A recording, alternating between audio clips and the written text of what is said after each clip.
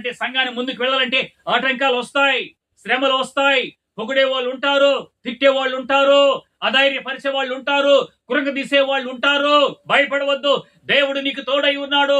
అధైర్యపడవద్దు. నిన్ను పిలిచిన వాడు నమ్మదగిన వాడు, నిన్ను పిలిచిన వాడు యథార్థవంతుడు, నిన్ను పిలిచిన వాడు సర్వ సృష్టికర్త అయిన దేవుడు. మానవుని నమ్మి నువ్వు పరిచయకరాలా? మానవుని నమ్మి బైబిల్ నువ్వు పట్ల ఓ సేవకుడా అధైర్యపడవద్దు.